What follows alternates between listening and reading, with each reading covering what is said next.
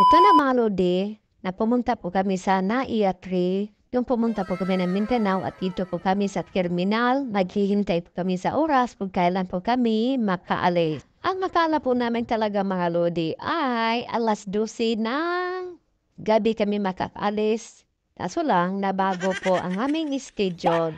Kaya naghihintay na lang po kami sa oras mga lodi. So, bago tayo makaalis mga lodi, lahat ng ating bagahe ay kailangan talaga titingbangin. At hito na po kami sa may counter, no?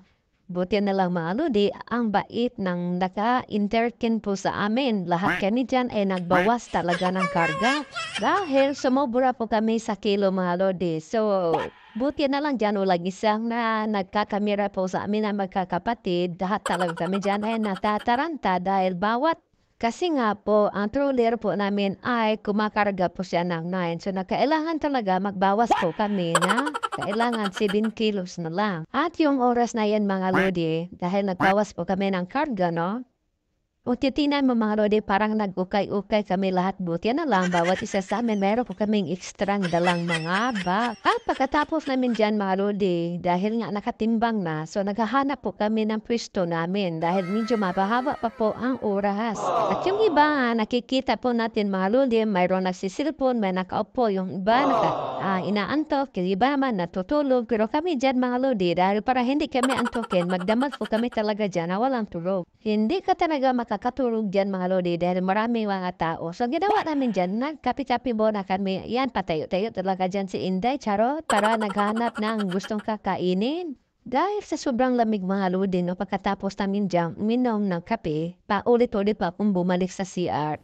Alam nyo naman mga lodi, pag ganitong time na sumakay ng eroplano, hindi ko talaga maiwasan na para pong manervyos. At ang kapatid kong nakakulay orange dyan, uminom na rin ng kape na hawa din niya sa akin. At yung kapatid kong lalaki, kumain yan, patayo-tayo lang, pasimple-simple. Dahil nabisi sa kakasilpon para sa kanyang mga anak talaga dahil nag-chat yung anak niya. Hindi mo maiwasan mga lodi na mamimiss talaga ng mga anak ang kanyang tatay. So ito na yung dalawa kong kapatid, na busy.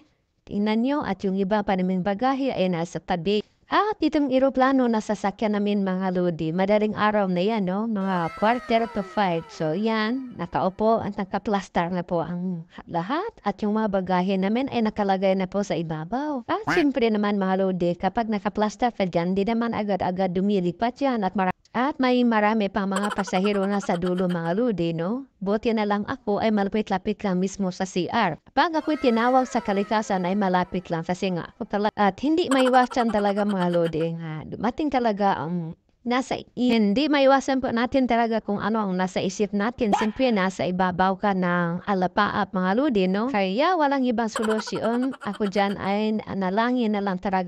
Pray is the key mga lodi. So ito na po, nakikita ko na po ang liwanag at ang view sa baba mga lodi, pati po ang ulap mga lodi. So kung dito sa baba ay mayroong lubak-lubak, mayroon din sa itaas mga lodi at hindi talaga yan maiiwasan. Nakakalula po mga lodi pero okay lang yan, nasasanay na po ako, no? Kaya maraming salamat sa lahat pong mga nanonood sa aking munting video.